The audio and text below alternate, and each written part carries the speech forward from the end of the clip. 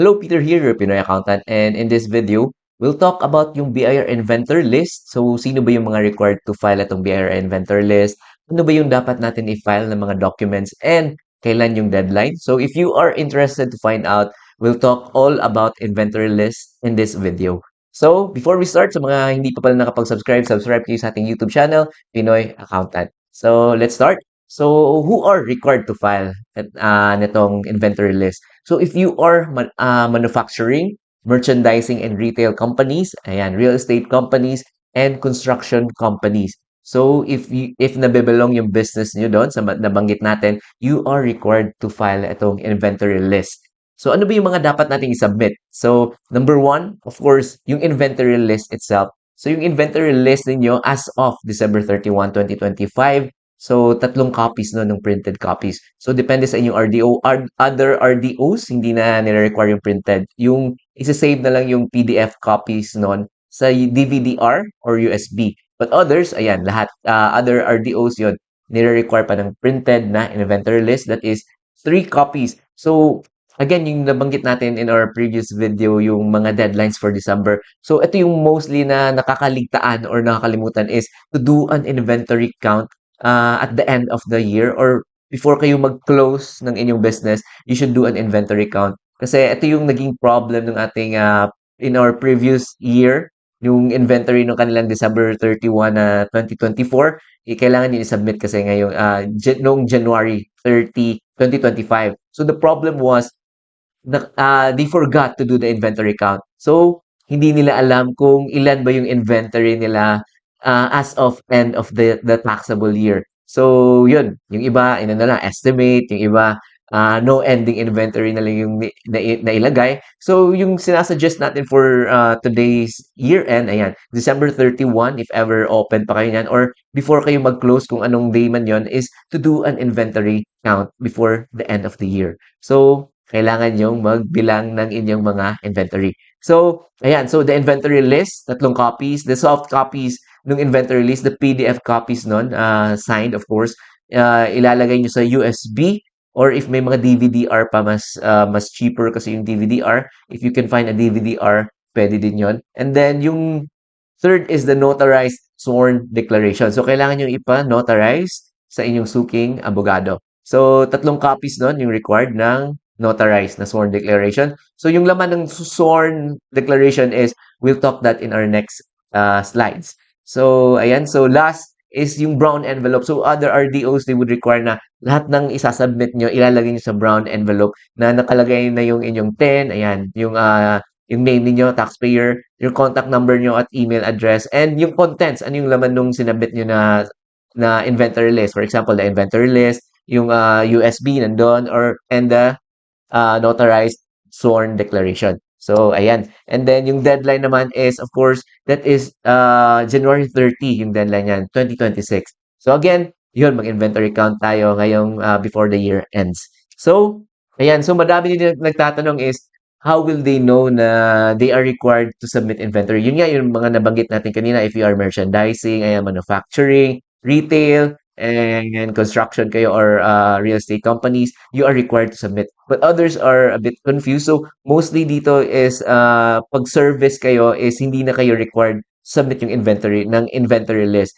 But yung ano pala dito, yung tatandaan nyo is if nakalagay sa certificate of registration ninyo, may nakalagay dyan na word na retail. Like here in our example, kita nyo dito yung business niya is water, nagbebenta siya ng nung water bottles or I mean yung purified drinking water, yung nakalagay sa galon, yun yung business niya. So yung tanong niya is required ba siya mag-submit ng inventory list? If nakalagay sa, kita nyo dito sa line of business niya is retail sale of water, if may nakalagay na word na retail, you are required to submit ng inventory list. So next natin na example is yung printing services naman service siya, but required ba siya mag-submit ng inventory list? Again, yung key dito is if may nakalagay dito sa line of business or sa PSIC ng inyong certificate of registration, i-check nyo. If nakalagay dito, kita nyo, retail sale via internet. Again, the key word is retail. Pag may nakalagay dyan na retail,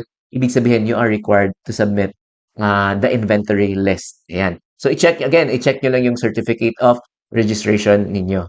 So, ayan. So, ito na yung mga example natin ng yung isasabit na inventory list, the Annex A actually. And ilalagay ko lang yung template dun sa ating website. I-check yung website natin, www.pinoyaccountant.com/download. Pwede nyo i-download yung mga free templates natin. So, naka-template lang ito yung ating inventory list and of course, yung sworn declaration so that madali nyo na lang i-edit. So, I think we still have time. Ano tayo, mag-sample tayo kung paano nyo ba fill out yung inyong inventory list and yung sworn declaration.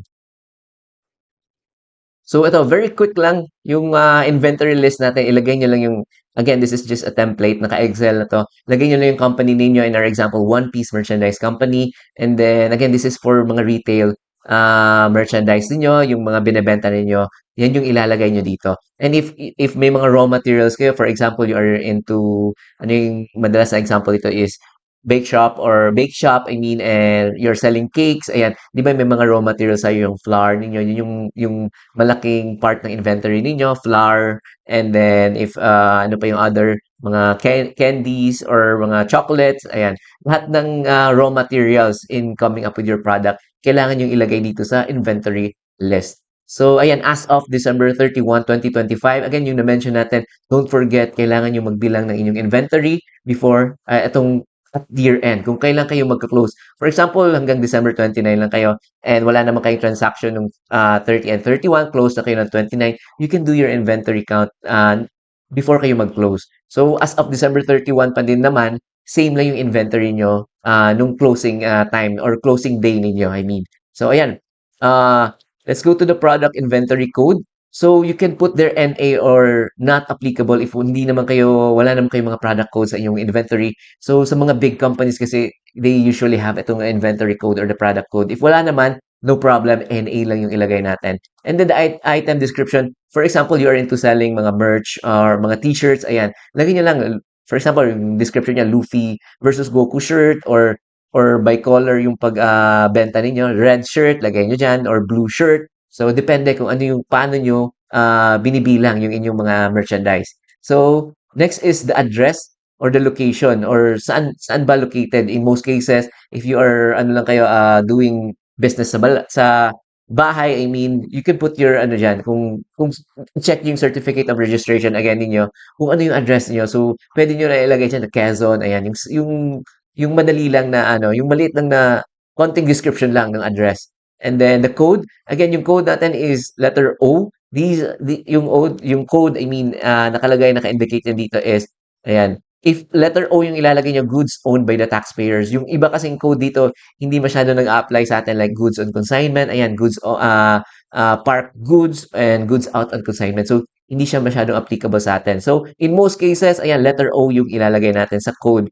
And then the remarks, again, if hindi naman applicable, yan, lalagyan nyo lang ng remarks pag yung nabanggit natin kanina, goods on consignment or park goods yan, kailangan yung ilagay kung sino yung the consignor or the owner of those items. So, lagay nyo lang remarks, NA or not applicable. And then the inventory evaluation method, in most cases, FIFO yung gamit natin or the first in, first out. Ibig sabihin yung mga mas lumang stocks natin, yun yung inuuna nating binebenta. First in, yung una nating mga nabili, or yung unang stocks nga natin, yan yung una nating ilalabas or first out, ayan, unang ibebenta natin. So, yung iba kasi dito hindi masyadong applicable sa atin, medyo mas complicated na yung pag-inventory costing kagaya ng standard costing, ayan, weighted average and the specific identification. So, ayan, in most cases, first in, first out or FIFO method yung gamit natin.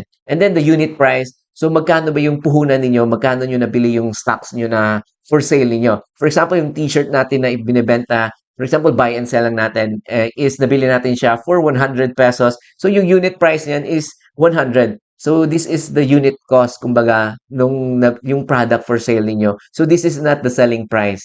So, most others are confused kung selling price ba or yung puhunan or yung magkano nyo nabili yung product na yon na binebenta ninyo. And then, the quantity in stock. So, ito na yung nabanggit natin, kailangan nyo magbilang December 31, if pwede, if kaya. Ayan, quantity in stocks, bilangin nyo. For example, yung shirts na naiwan, yung stocks na naiwan sa inyo, yung remaining na lang, kumbaga, is 100 pa yung hindi nyo nabebenta. So, ilalagay nyo dyan, 100 yung stocks. Quantity in stocks, and then unit of measurement. So, applicable lang 'to 'pag ano, liquid yung benta ninyo. For example, mga liquid soap, ayan. And if kilos, ayan yung if rice, for example, rice yung benta nyo, by kilos kasi yung bentahan nun or yung pag-inventory nun is by kilos. But in our example, if hindi naman applicable sa inyo, if hindi naman siya in kilograms or in liters, ayan, pwede nyo ilagay is NA or not applicable. So yung total weight niyan is not applicable pa din because hindi naman siya in kilos or in liters. So, ayan yung total cost natin is the unit price multiplied by the quantity in stock. So, 100 times 100. So, yung total cost ng ating inventory for the Luffy versus Goku shirt is 10,000. So, yan yung total cost natin.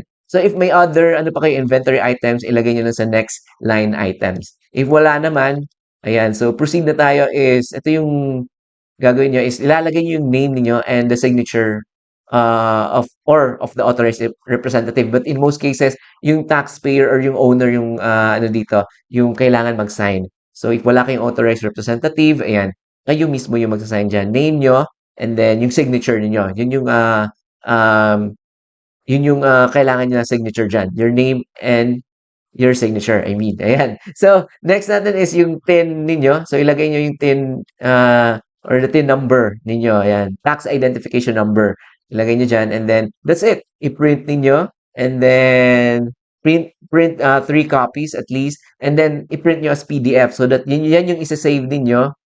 Yung sign. Pwede digital signature na yung ilagay nyo dito. Or, i-print niyo and then, i-sign nyo and then, i-scan niyo PDF copy, yun yung kailangan yung i-save doon sa USB or sa DVD-R. So, ayan. So, tapos na tayo sa inventory list. So, next is yung sworn declaration naman.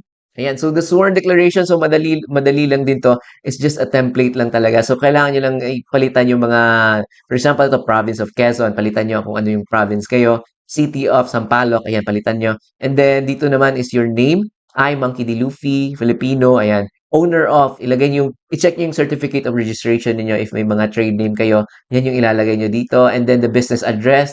Again, same dapat dun sa inyong certificate of registration. And then, dito naman sa baba, again, this is just ending December 31, 2025. And then the contents of the DVD-Rs or USBs being submitted to conform with the prescribed format. Again, template lang yan. Under RMC, ayan, 57-2015. So, no need to replace or hindi nyo na kailangan palitan yan. And then last statement is the summary list of inventory, ayan, have been made in good faith. Ayan, so ibig sabihin, in good faith yung mga details na nakalagay sa inventory niyo. Complete, in good faith, ayan, and true and correct, ayan. Yan yung nakalagay sa third na statement. And then dito, you just put your name and signature, ayan, of the taxpayer or the authorized representative, yung dapat dito.